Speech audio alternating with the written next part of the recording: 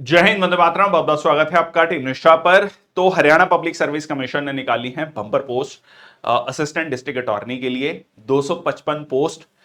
अगर आप law graduate हैं, सरकारी वकील बनने का एक बहुत बेहतरीन मौका है। डिस्कस करेंगे आज नोटिफिकेशन को लेकर, क्या इसको लेकर एलिजिबिलिटी क्राइटेरियाज हैं, क्वालिफिकेशन क्राइटेरियाज क्या हैं, क्या सिलेक्शन प्रोसीजर है। ये सारी की सारी चीजें हम डिस्कस करेंगे। क्या डूज एंड डोंट्स हैं, खासकर जब आप इसको लेकर फॉर्म भरेंगे तो उसके लिए क्या क्या चीजों का ध्यान रखना है, वो सारी की सारी चीजें आज के सेशन में हम डिस्कस करने वाले हैं। तो सबसे पहले 255 पोस्ट हैं, ठीक है जी, असिस्टेंट डिस्ट्रिक्ट अटॉर्नी। सिंपल भाषा में, आम भाषा में, जिसको हम कई बार सरकारी वकील भी कहते हैं। ठीक है जी। एडवर्टीजमेंट आपका ये आया था 8 अगस्त को, और ओपनिंग डेट है 13 अगस्त को, और लास्ट डेट जो है फॉर्म भरने की वो है 2 सितंबर। ठीक है। और ये पे स्केल 9 की जॉब है। ठीक है जी, पे स्केल 9 की जॉब है। और इसमें अगर आप कैटेगरी वाइज देखेंगे तो ये है आपका अनरिजर्व कैटेगरी, फिर आपका एससी कैटेगरी। इसमें भी फर्दर 2 कैटेगरीज हैं। ठीक है। अभी रिसेंटली एक कह लीजिए एक नोटिफिकेशन पास किया गया था हरियाणा गवर्नमेंट के द्वारा, जिसमें ओ SC, other scheduled caste and deprived scheduled caste, तो उसके लिए भी स्पेसिफिक वैकेंसीज रिजर्व की गई हैं।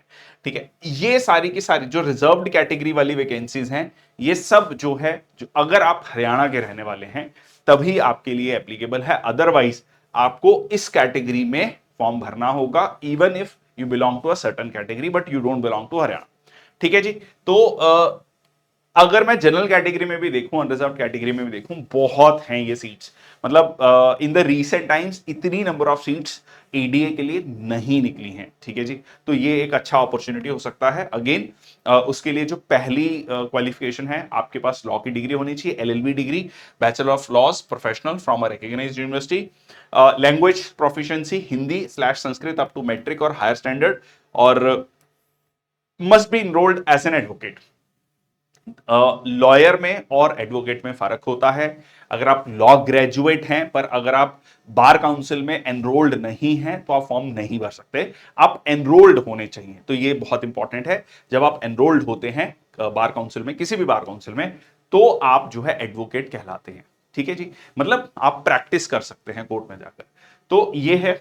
The qualification of the post is as per the relevant service rules. No claim of equivalent qualification would be considered. ठीक है। तो ये बहुत स्पेसिफिक है कि आपके पास लॉ की डिग्री होनी चाहिए। इसमें जैसा कि अभी हाल ही में सुप्रीम कोर्ट की जजमेंट थी, खासकर जुडिशरी एग्जाम्स को लेकर के मिनिमम 3 साल की सर्विस होनी चाहिए, ऐसा इसमें कुछ भी नहीं है। ठीक है। तो जो फ्रेशर है वो भी अप्लाई कर सकता है। जो एज है वो 21 से लेकर 42 साल की एज में होनी चाहिए। तो ये भी एक इंपॉर्टेंट पॉइंट है कि अगर आपकी एज बहुत सारे एग्जाम्स के लिए निकल चुकी है, 30 या 32 हो चुकी है जनरल कैटेगरी में, तो भी आप ये फॉर्म भर सकते हैं 42 एज तक। ठीक है। उसमें अगर आप शेड्यूल कास्ट या बैकवर्ड क्लासेस से बिलोंग करते हैं, Haryana 5 years, persons with benchmark disabilities तो 10 साल का, और मिलिट्री, अगर एक्स सर्विसमैन है, मिलिट्री सर्विस प्लस 3 ईयर्स। ठीक है। विडोड या डिवोर्स वुमेन, तो ये स्पेसिफिक आपकी यहां पर क्या है, एज रिलैक्सेशन दिया गया है। बट यहां पर यह भी लिखा गया है कि जो अपर एज लिमिट है वो 52 ईयर्स है। 60 तक तो एज जॉब ही है, तो ऑब्वियसली 52 तक ही आप फॉर्म भर सकते हैं। ठीक है जी। और सबसे पहले आपको हरियाणा गवर्नमेंट, जो हरियाणा पब्लिक सर्विस कमीशन की जो वेबसाइट है उस पर जाकर रजिस्टर करना है, अपना मोबाइल नंबर और आधार नंबर के बेसिस पे। फिर आपको जितने भी पर्टिकुलर्स हैं एप्लीकेशन में वो भरने हैं using the login ID created during the registration. फिर आपका फी पेमेंट का आएगा। ठीक है जी। फी पे करना है आपको, वो भी मैं आपको बता देता हूं कितना फी है। और उसके बाद आपको उसका प्रिंट आउट लेना है, साइन करना है, upload the signed application form, फिर आपका फाइनल सबमिशन माना जाएगा। ये प्लीज, ये आखिरी वाला पॉइंट, ऐसा नहीं है कि फी पेमेंट पे हो जाएगा। ठीक है। एंड ये है आपका लाइक जनरल कैटेगरी से अगर है, और ये जो कैटेगरीज हैं इनके लिए 1000 रुपये फीस है, 250 है इन कैटेगरीज के लिए, और निल है अगर आप पर्सन विद बेंचमार्क डिसेबिलिटीज हैं। फीस वंस पे विल नॉट बी रिफंडेड। ठीक है जी। रिक्वायर्ड डॉक्यूमेंट्स फॉर अपलोड, तो ये है आपका ऑब्वियसली स्कैन फोटो, सिग्नेचर आपके पास होना चाहिए, उसका भी एक साइज होता है वो उसमें मेंशन है।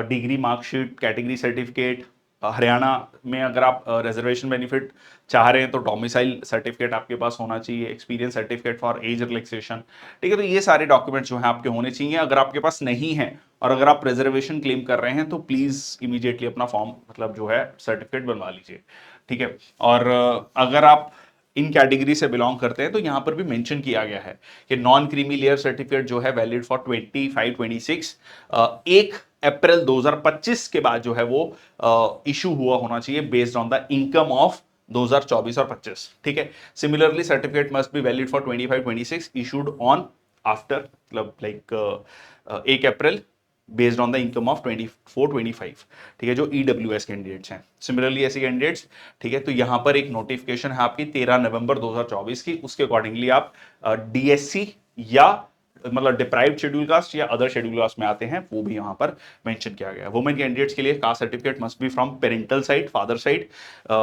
अगर अगर उनकी शादी हो रखी है वुमेन कैंडिडेट्स तो हस्बैंड साइड का रिजर्वेशन बेनिफिट नहीं मिलेगा, तो ये भी यहां पर मेंशन किया गया है। एक सर्विसमैन के लिए भी जो प्रायोरिटी लिस्ट है फॉर सिलेक्शन दिया गया है, मतलब लाइक सारे एक्स सर्विसमैन में जो डिसेबल्ड एक्स सर्विसमैन हैं उनको सबसे फर्स्ट प्रायोरिटी दी जाएगी। Family members of disabled ex serviceman उनको second priority, other eligible ex serviceman और family members of other eligible ex serviceman, ठीक है।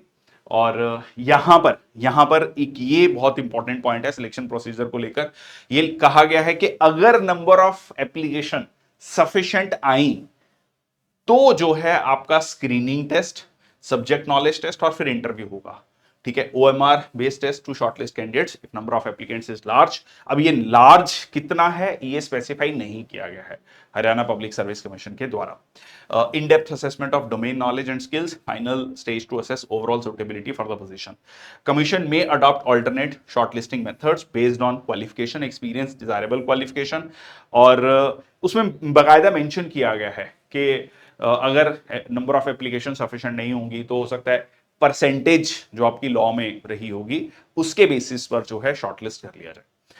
और भी उन्होंने मेंशन किया है, बट उम्मीद है कि ये प्रॉपर जो है आपका सिलेक्शन प्रोसीजर होगा जिसमें kind of prelims mains interview आप इसको कह सकते हैं, उस तरीके से यहां पर देखने को मिलेगा provided sufficient number of applications हैं। तो जो भी लॉ ग्रेजुएट्स हैं वो जो जुडिशरी की तैयारी कर रहे हैं या फिर सिविल सर्विसेज की तैयारी कर रहे हैं या स्पेसिफिकली प्रोसिक्यूटर जो है लेवल एग्जामिनेशंस की तैयारी कर रहे हैं उनके लिए एक बहुत अच्छा बेहतरीन मौका है, तो वो इसमें अप्लाई डेफिनेटली कर सकते हैं,